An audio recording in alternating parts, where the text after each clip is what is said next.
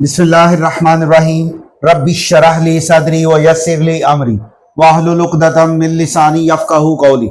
अस्सलातु वस्सलामु अलैका या हबीबल्लाह व अला आलिका व अस्हाबिका या रसूलल्लाह। Dear students, class 9th mathematics exercise 7.2 से पहले कुछ उस एक्सरसाइज से रिलेटेड इंपॉर्टेंट थ्योरी हम पहले उसको डिस्कस करते हैं, फिर इंशाल्लाह ताला अपनी एक्सरसाइज की तरफ चलेंगे। तो मेरे पास पहला पॉइंट जो है ना, इक्वेशन ऑफ स्ट्रेट लाइन। इसमें फर्स्ट पॉइंट आ रहा है हमारे पास inclination of straight line. Dear students, पहले हमें ये पता होना चाहिए कि इंक्लिनेशन होता क्या है। इंक्लिनेशन बेसिकली है कि आपके पास जो हॉरिजॉन्टल लाइन यानी एक्स एक्सिस है उसके साथ किसी लाइन का जो एंगल बनेगा वो इंक्लिनेशन कहलाता है। जैसे ये देखें, ये मैंने आपके लिए कुछ डायग्राम्स बना दी। ये मेरे पास वाई एक्सिस है, ये मेरे पास एक्स एक्सिस है। तो एक्स एक्सिस के साथ जो हमारा एंगल बन रहा है जिसे मैंने अल्फा से रिप्रेजेंट किया है, तो ये मेरे पास क्या है, इंक्लिनेशन ऑफ लाइन। ये स्टूडेंट्स, अगर हमारे पास कोई एंगल ऐसा आ जाए जिसे हम कहें कि जो हॉरिजॉन्टल लाइन है हमारे पास एक्स एक्सिस की, इसके पैरेलल लाइन आ जाए, जैसे ये मैंने देख लिया, लगा दी आपके लिए। ये देखें, एक लाइन लगाई हमने जो एक्स एक्सिस के पैरेलल है, तो एक्स एक्सिस को टच नहीं कर रही, इस हॉरिजॉन्टल लाइन को हमारी टच नहीं कर रही। तो यहाँ पे एंगल हमारे पास क्या होगा, यहाँ पे एंगल हमारे पास होगा 0 डिग्री का, क्योंकि ये इसको टच ही नहीं कर रही। तो अगर देखें एल यानी ये लाइन जो है हमारे पास पैरेलल हो एक्स एक्सिस के, तो अल्फा हमारे पास 0 डिग्री होता है। कुछ बेसिक इंफॉर्मेशन आप पहले से मेमोराइज कर लेंगे तो आपके लिए एक्सरसाइज को सॉल्व करना इजी हो जाएगा। इसी तरीके से देखें, ये मेरे पास एक डायग्राम थी, ग्राफ था। ये मेरे पास एक्स एक्सिस है, ये वाई एक्सिस है। तो लाइन जो है वो पैरेलल हो गई है मेरे पास वाई एक्सिस के। एल यानी लाइन पैरेलल है वाई एक्सिस के, तो मेरे पास अल्फा की वैल्यू क्या होगी, यानी एंगल क्या होगा यहाँ पे 90 डिग्री का। ये हमें पता है कि कोई स्ट्रेट लाइन होगी तो एंगल हमारे पास हमेशा 90 डिग्री का ही होता है। तो डियर स्टूडेंट्स, अभी हमने जो डिस्कस किया वो था इंक्लिनेशन ऑफ स्ट्रेट लाइन। और ये क्या चीज है, बेसिकली दो वर्ड्स में इंक्लिनेशन जो है बेसिकली एक्स एक्सिस के साथ एंगल को डिस्कस करना है कि एक्स एक्सिस के साथ एंगल कितना बनेगा। नेक्स्ट है मेरे पास स्लोप और ग्रेडियंट ऑफ लाइन। ये इंपॉर्टेंट पार्ट है। ग्रेडियंट बेसिकली क्या होता है, ये इसकी बहुत ज्यादा यूजेस हैं आपके फिजिक्स में, आपकी इंजीनियरिंग में। मैं आपको एग्जांपल देता हूँ। लेट्स सपोज ये एक मैंने स्लाइड बनाने की कोशिश की, आपकी बुक पे भी इसी तरह की डायग्राम बनी है। ये हमने स्टेयर्स बना दी, सीढ़ियां बनाई, यहां से बच्चा जो है वो स्लाइड लेगा। अब ये जो स्लाइड है इसकी स्टीपनेस चेक करने के लिए, इसकी ढलान चेक करने के लिए हम जो है वो ग्रेडियंट या स्लोप को यूज करते हैं। इसी तरीके से आप लोग जब कोई घर बन रहा होता है, घर के बाहर जो हम उसका रैंप बनाते हैं तो उसकी स्टीपनेस चेक करनी होती है कि क्या इससे गाड़ी इजीली हमारी घर में दाखिल हो जाएगी, बाहर निकालते हुए प्रॉब्लम तो नहीं आएगी। ये मैं कुछ एग्जांपल दे रहा हूँ रूटीन लाइफ की। इसी तरीके से जब सीढ़ियां बनाई जाती हैं घर की, तो उनकी स्टीपनेस अगर देखें तो उनकी स्टीपनेस भी देखी जाती है कि वो कैसे आ रही है। बहुत ज्यादा स्टीप तो नहीं है, चढ़ने में मुश्किल तो होगी, या फिर अगर बहुत ज्यादा रखेंगे तो हमें बहुत ज्यादा स्पेस रिक्वायर्ड होती है, स्टीपनेस कम रखेंगे तो इसका फॉर्मूला होता है हमारे पास, एम से रिप्रेजेंट करते हैं इसको, और rise by run.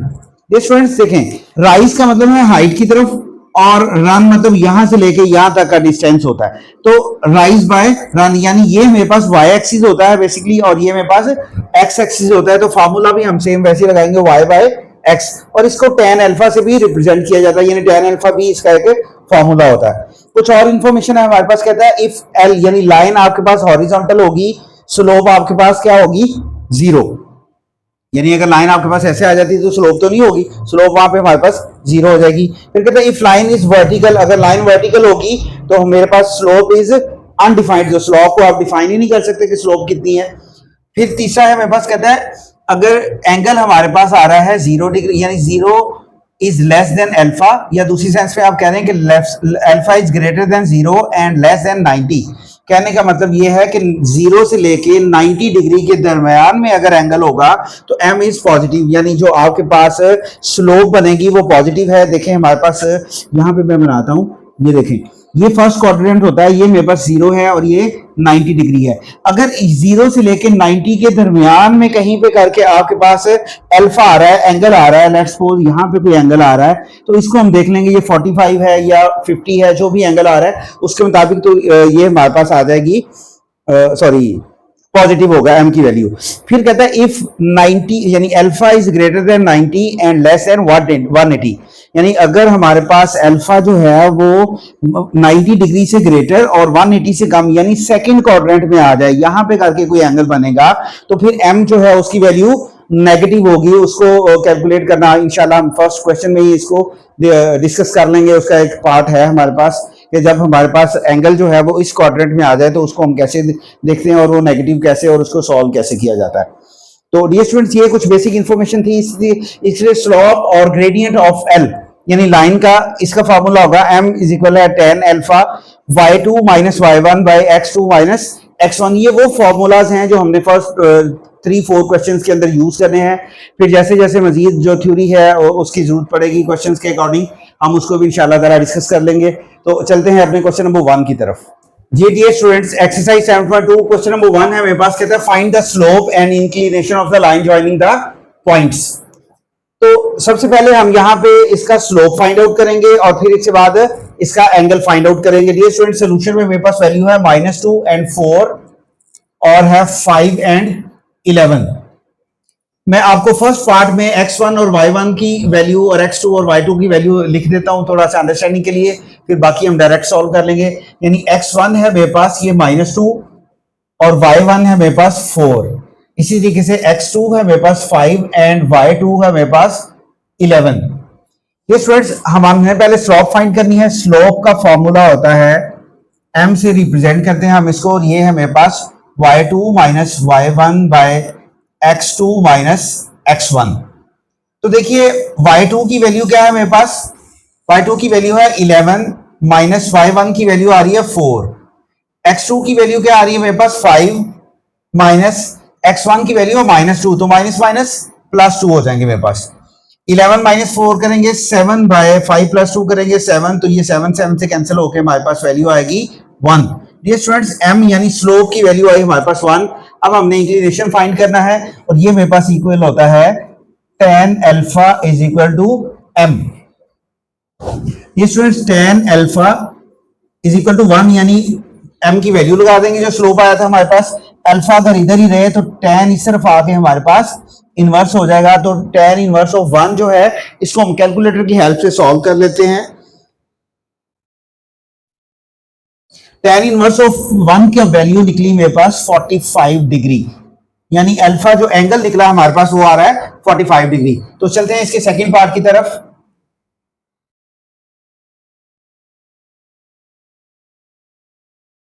Solution, papers value है 3 एंड -2 एंड 2 एंड 7। ये स्टूडेंट्स ये x1 y1 x2 y2 slope का फॉर्मूला लगाते हैं डायरेक्ट। स्लोप इज m से रिप्रेजेंट की जाती है, फॉर्मूला है y2 minus y1 by x2 minus x1। देखिए y2 की वैल्यू है 7 माइनस y1 की वैल्यू आ रही है हमारे पास -2, तो ये माइनस माइनस +2 हो जाएंगे। इसी तरीके से x2 की वैल्यू हमारे पास 2 है माइनस, और x1 की वैल्यू आ रही है 3। ये स्टूडेंट 7 + 2 करेंगे 9 बाय 2 माइनस 3 करेंगे तो हमारे पास आ जाएगा -1, तो ये हमारे पास इक्वल होगा -9 के, यानी स्लोप की वैल्यू आएगी -9। यहां पे आपको ये भी बताता चलूं कि अगर हमारे पास स्लोप नेगेटिव में आ जाए, माइनस में आ जाए, तो जब हम उसका एंगल फाइंड आउट करते हैं यानी नेक्स्ट जो फॉर्मूला अप्लाई करते हैं हम tan alpha is equal to m करेंगे, तो इसको हम 180 डिग्री में से माइनस कर देंगे। देखिए जरा, यानी अल्फा इज इक्वल है हमारे पास tan alpha sorry tan inverse, और m की वैल्यू आ रही है -9। इसको माइनस का साइन यहां आ जाएगा हमारे पास tan इनवर्स ऑफ 9। ये स्टूडेंट्स, जब हमारे पास ये एंगल जो आ रहा है नेगेटिव में आ जाए तो हम उसको 180 डिग्री से माइनस कर देंगे, यानी 180 degree minus tan alpha tan 9 sorry. अब हम tan 9 को सॉल्व करेंगे।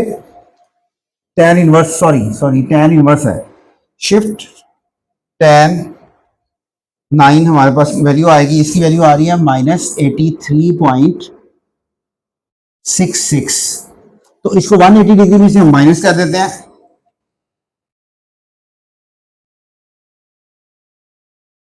मेरे पास बनेगा 96.34 डिग्री। तो ये हमारे पास इसका फाइनल आंसर होगा। डियर स्टूडेंट्स, इस तरह का एक आधी क्वेश्चन था आपके सिलेबस पे, मुझे उम्मीद है कि नेक्स्ट शायद ही कोई क्वेश्चन आए। तो चलते हैं पार्ट 3 की तरफ। सॉल्यूशन मेरे पास वैल्यू है 4 and 6, 4 and 8। Slope m is equal है हमारे पास y2 minus y1 by x2 minus x1। ये स्टूडेंट्स वैल्यूज प्लेस कर देते हैं। y2 की वैल्यू है 8 माइनस y1 की वैल्यू आ रही है 6, x2 की वैल्यू है 4 माइनस इधर हमारे पास x1 की वैल्यू भी 4। तो 8 माइनस 6 करेंगे तो ये आ जाएंगे 2, जबकि 4 माइनस 4 करेंगे तो 0। ये स्टूडेंट्स ये हमारे पास आ जाएगा इन्फिनिटी, यानी अनडिफाइंड हो जाएगा किसी वैल्यू को अगर हम 0 पे डिवाइड करते हैं तो। जी डियर स्टूडेंट्स, हमारे पास जो स्लोप की वैल्यू है वो आ गई इन्फिनिटी। तो फॉर्मूला अप्लाई करेंगे हम, tan अल्फा इज इक्वल है हमारे पास इन्फिनिटी के इक्वल। अगर अल्फा इधर ही रहेगा tan इनवर्स ऑफ 1 हमारे पास आ जाएगा इन्फिनिटी। तो डियर स्टूडेंट्स, लास्ट यूनिट में हमने इन्फिनिटी को डिस्कस किया था कि उसमें हमने tan 30, sin 30, 60, 45 इन सब के एंगल डिस्कस किए थे। तो वहां पे हमारे पास एक चीज ये भी थी कि tan इन्फिनिटी आ जाए हमारे पास तो इसका एंगल होता है हमारे पास 90 डिग्री। तो ये था हमारे पास क्वेश्चन नंबर 1। चलते हैं इसके क्वेश्चन नंबर 2 की तरफ। जी dear students, exercise 7.2 question number 2 है मेरे पास। कहता है by means of slopes show that the following points lie on the same line. कहता है कि स्लोप्स को सॉल्व करते हुए हमें बताइए कि ये जो पॉइंट्स हैं वो सेम लाइन पे हैं या नहीं है। ये स्टूडेंट्स, अगर तो स्लोप्स लेने से यानी ए और बी का स्लोप लेते हैं हमारे पास कोई आंसर निकलेगा, और अगर बी और सी का स्लोप लेने से सेम आंसर आएगा तो हम कह सकते हैं कि points lie on the same line. और अगर आंसर में डिफरेंस आ जाएगा तो इसका मतलब कि हमारे पास पॉइंट्स हैं वो सेम लाइन पे लाइन नहीं कर रहे। तो चलते हैं, मेरे पास वैल्यू है ए बी सी। सोल्यूशन की तरफ चलते हैं।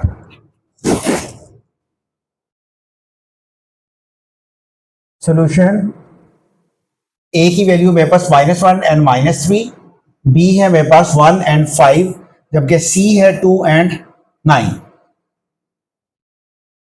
अब सबसे पहले हम इसका स्लोप लेते हैं, स्लोप ऑफ ए बी। पहले हम ए और बी का स्लोप लेंगे, इसको हम क्या देते हैं m1। फॉर्मूला हमें आता है डियर स्टूडेंट्स, ये हमारे पास होता है y2 minus y1 by x2 minus x1। तो देखिए इन दोनों वैल्यूज में से हमारे पास y2 क्या होगा, ये 5y2 है, माइनस y1 है -3, तो ये +3 हो जाएगा, माइनस माइनस प्लस हो जाएगा, ठीक है। फिर इसी तरीके से x2 है 1 माइनस और ये माइनस +1 हो जाएगा। तो देखिए हमारे पास इसका फाइनल आंसर होगा 5 and 3 8 by 2, तो ये आ जाएगा 4। 2 1s are 2 4s are 8, यानी m1 की वैल्यू हमारे पास आई 4। अब हम कहते हैं slope of BC। Slope of BC इसे हम m2 से रिप्रेजेंट करेंगे। Same formula y2 minus y1 by x2 minus x1। देखिए y2 की वैल्यू क्या होगी, आप b और c को सॉल्व कर रहे हैं तो x2 जो है ना, y2 हमारे पास 9 है, 9 माइनस और y1 की वैल्यू होगी 5, जबकि x2 हमारे पास 2 होगा और x1 है 1। तो 9 माइनस 5 करेंगे तो 4 आएगा, 2 माइनस 1 करेंगे तो 1 आएगा, तो ये भी 4 के इक्वल होता है। देखिए m1 और m2 की सेम वैल्यू आ गई, 4 यहाँ पर भी 4 यहाँ पर भी।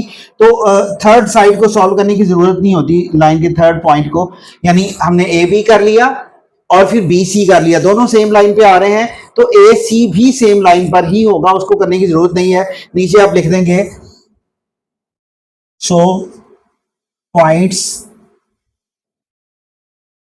ऐसे लिख दें, A B and C lie on the same line. ये स्टूडेंट ये था इसका फर्स्ट पार्ट, इधर ही हम इसका इंशाल्लाह ताला सेकंड पार्ट सॉल्व कर लेंगे। सेकंड पार्ट मेरे पास वो कह रहा है पी क्यू एंड आर से। पी सेकंड है मेरे पास, पी की वैल्यू है 4 and -5, Q है 7 and 5, जबकि R है 10 and 15। तो सॉल्यूशन की तरफ चलते हैं। जी डियर स्टूडेंट, सेकंड पार्ट का सॉल्यूशन है मेरे पास, P है हमारे पास 4 and -5, Q है हमारे पास 7 एंड 5, जबकि R की वैल्यू है 10 एंड 15। तो फर्स्ट पे हम क्या करते हैं, स्लोप ऑफ PQ M1 से रिप्रेजेंट करेंगे और ये होता है हमारे पास Y2 minus Y1 by X2 minus X1। Y2 की वैल्यू देखिए, इन दोनों में से हम P और Q को सॉल्व कर रहे हैं, तो मेरे पास है 5 माइनस और माइनस ये 5 का, तो ये प्लस हो जाएंगे। इसी तरह X2 की वैल्यू है 7 माइनस 4 सॉरी, तो ये मेरे पास आएगा 5 और 5 10 बाय 3, ये हमारे पास होगा फर्स्ट स्लोप यानी M1 हो जाएगा। इसी तरीके से अब हम करेंगे slope of M2, sorry slope of, बल्कि आप कर लें QR जो कि हमारे पास M2 के इक्वल होता है, और ये है हमारे पास Y2 minus Y1 by X2 minus X1। ये डियर स्टूडेंट्स Y2 की वैल्यू देखिए मेरे पास आएगी यहाँ पे 15 माइनस, और Y1 की वैल्यू आएगी हमारे पास 5, और X2 की वैल्यू हमारे पास है 10 माइनस X1 की वैल्यू है 7। तो देखिए 15 माइनस 5 करेंगे 10, और 10 माइनस 7 करेंगे 3, तो हमारे पास यहां पर भी 10 बाय 3 है, और यहां पर भी फर्स्ट और सेकंड स्लोप का आंसर सेम है हमारे पास, यानी M2 भी हमारे पास सेम है। तो सेम स्टेटमेंट यहां पे आ जाएगी, यहां हम लिखेंगे so points P, Q and R lies on same line। तो ये था मेरे पास इसका फर्स्ट और सेकंड पार्ट जो है। चलते हैं थर्ड और फोर्थ पार्ट की तरफ। ये डियर स्टूडेंट्स हमारे पास थर्ड पार्ट है, कहता है L, M and N। Solution में मैंने तीनों वैल्यूज लिख दी। अब हम करेंगे स्लोप ऑफ L M, यानी M1 होगा हमारे पास Y2 minus Y1 by X2 minus X1। First two values है L और M, तो हम वैल्यूज लगाते हैं। देखें मेरे पास Y2 की वैल्यू जो है वो आएगी 8 माइनस Y1 की वैल्यू आएगी 6। इसी तरीके से X2 की वैल्यू आएगी 3 माइनस और माइनस प्लस 4। तो देखें 8 में से 6 माइनस करेंगे, हमारे पास आ जाएंगे 2 बाय 7। फर्स्ट M1 हमने फाइंड आउट कर लिया। अब इसी तरीके से स्लोप ऑफ M और N, ये होगा मेरे पास M2, और इसका फॉर्मूला है Y2 minus Y1 by X2 minus X1। Y2 की वैल्यू देखिए मेरे पास है 10 माइनस 8, और X2 की वैल्यू भी है 10 माइनस 3। तो यहां पे हम इसका आंसर लिख लेते हैं 10 माइनस 8 जो हमारे पास 2 होंगे, और 10 माइनस 3 हमारे पास 7 होंगे। देखिए ये स्टूडेंट्स M1 की वैल्यू ये है, M2 की वैल्यू ये है। आप इसके साथ कुछ एडिशन भी कर सकते हैं, यानी M1, ये स्टूडेंट्स आप इसको लिख सकते हैं M1 is equal to M2। पिछले पार्ट्स में भी अगर लिखना चाहें तो नहीं भी लिखेंगे तो मार्क्स डिडक्ट नहीं होंगे। So points M, N and third वाला क्या है L, M, सॉरी आप लिखेंगे so points L, M and N lies on same line। ये था हमारे पास इसका थर्ड पार्ट। चलते हैं फोर्थ पार्ट की तरफ। सॉल्यूशन x की वैल्यू है मेरे पास a एंड 2b, जबकि y की वैल्यू है c into a plus b, sorry into कह दिया c and a plus b, और z की वैल्यू है 2c minus a and 2a। Solution में स्लोप की तरफ चलते हैं। स्लोप फर्स्ट हमारे पास x और y है, तो slope of x y M1 से रिप्रेजेंट करेंगे, और ये होती है हमारे पास Y2 minus Y1 by X2 minus X1। तो वैल्यूज देखते हैं। Y2 की वैल्यू देखिए हमारे पास क्या आ रही है। ये स्टूडेंट्स Y2 यहां से होगा a प्लस बी, तो ये आएगा हमारे पास a plus B minus Y1 की वैल्यू है 2b माइनस 2b। इसी तरीके से X2 हमारे पास C आ रहा है माइनस X1 की वैल्यू आ रही है A। तो इस तरह इधर ही सामने हम सॉल्व कर लेते हैं इसको। A और प्लस B है और माइनस के 2B है, तो यहाँ पे मेरे पास आएगा A माइनस B, यानी 2B में से 1B माइनस करेंगे तो माइनस के 1B आएंगे, और c माइनस ए, ये है मेरे पास स्लोप ऑफ एक्स वाई का आंसर m1 यानी। इसी तरीके से अब सेकंड स्लोप लेते हैं, स्लोप ऑफ, अब आएगी Y Z, Y Z m2 हमारे पास होगा y2 minus y1 by x2 minus x1। Values place करते हैं। x y2 की वैल्यू डियर स्टूडेंट्स देखें हमारे पास यहां पे होगी 2a माइनस y1 की वैल्यू है a प्लस b, तो a माइनस b हो जाएगा क्योंकि यहां पे माइनस का साइन है, उसने वैल्यू को साइन चेंज कर दिया अंदर। अब इसी तरीके से x2 की वैल्यू है मेरे पास 2c minus a, 2c minus a और माइनस जो है फॉर्मूले का, और इधर आ जाएगी हमारे पास c की वैल्यू। तो देखिए ये क्या बनेगा हमारे पास, 2a में से 1a माइनस करेंगे तो ये आ जाएगा a minus b over 2c में से 1c माइनस कर देंगे तो ये आ जाएगा c माइनस a। तो a minus b over c minus a, देखिए हमारे पास m1 और m2 की वैल्यू सेम आ गई। यहां हम लिखेंगे m1 is equal to m2। So points, और पॉइंट्स के नेम है जी मेरे पास x y and z are lies on same line। तो डियर स्टूडेंट्स ये था हमारे पास क्वेश्चन नंबर 2। चलते हैं इसके नेक्स्ट क्वेश्चन नंबर 3 की तरफ। ये dear students exercise 7.2 question number 3 है मेरे पास। कहता है फाइंड के ए एंड बी, और मैंने इसे शॉर्ट में लिख दी स्टेटमेंट, मैं बुक से रीड आउट कर देता हूं आपके लिए। कहता है find k so that the line joining A B, यानी लाइन जो ए बी को ज्वाइन कर रही and the line joining C D are parallel और परपेंडिकुलर। बताना ये भी है कि परपेंडिकुलर में के की वैल्यू क्या निकलेगी और अगर पैरेलल है तो के की वैल्यू क्या होगी हमारे पास। चलते हैं सॉल्यूशन की तरफ। सॉल्यूशन ये स्टूडेंट्स हमारे पास a है 7 एंड 3 और b है हमारे पास k एंड माइनस 6। इसी तरीके से नेक्स्ट जो है एंड c मेरे पास है माइनस 4 एंड 5, जबकि d है मेरे पास माइनस 6 एंड 4। हम पहले करते हैं स्लोप ऑफ ए बी, यानी ए बी का स्लोप, इसे हम m1 से रिप्रेजेंट करते हैं, y2 minus y1 by x2 minus x1 होगा हमारे पास। मैं यहां पे आगे इसको सॉल्व कर देता हूं, यहां हम करते हैं नीचे और आगे हम लाइन लगा लेंगे। y2 की वैल्यू हमारे पास है माइनस 6 और y1 की वैल्यू हमारे पास 3। इसी तरीके से x2 की वैल्यू हमारे पास है k माइनस 7। तो मेरे पास जो फाइनल इसकी वैल्यू आएगी वो -9 बाय k माइनस 7। ये है m1 का आंसर। फिर हम स्लोप ऑफ, नेक्स्ट है मेरे पास c और d, इसे हम m2 से रिप्रेजेंट करेंगे, तो ये मेरे पास होता है y2 minus y1 by x2 minus x1। ये स्टूडेंट्स वैल्यू से प्लेस करते हैं। मेरे पास y2 की वैल्यू होगी 4 माइनस और 5 आ जाएगा।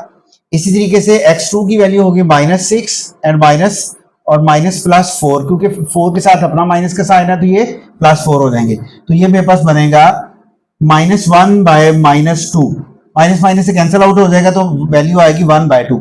ये स्टूडेंट्स यहाँ पे मैंने ना दो छोटे छोटे फॉर्मूलाज लिख दी है कि जब पैरेलल होता है तो m1 is equal to m2 रखा जाएगा, और जब परपेंडिकुलर है तो m1 into m2 is equal है -1 के। तो यहां पे हम देखते हैं फर्स्ट पार्ट जो दिया था उसने हमें कहता है पैरेलल, इसमें हमने क्या करना होता है m1 is equal to m2। तो m1 का आंसर देखें हमारे पास आ रहा है -9 by k minus 7 is equal to m2 की वैल्यू आ रही है हमारे पास 1/2। ये देखें 1/2 हमारे पास आ रहा है। इनको हम क्रॉस मल्टीप्लाई कर लेंगे तो हमारे पास k की वैल्यू आ जाएगी, ये आएगा -9 इंटू 2 इज इक्वल है k माइनस 7। इसको 1 से मल्टीप्लाई किया तो वही रहेगा -18 और 7 इधर आके हमारे पास प्लस हो जाएंगे, तो k की वैल्यू देखें क्या आती है हमारे पास -11 इज इक्वल टू k। यानी अगर पैरेलल होगा तो हमारे पास k की वैल्यू आएगी -11। और परपेंडिकुलर के लिए भी सॉल्व कर लेते हैं। यहां पे हम पार्ट 2 है परपेंडिकुलर,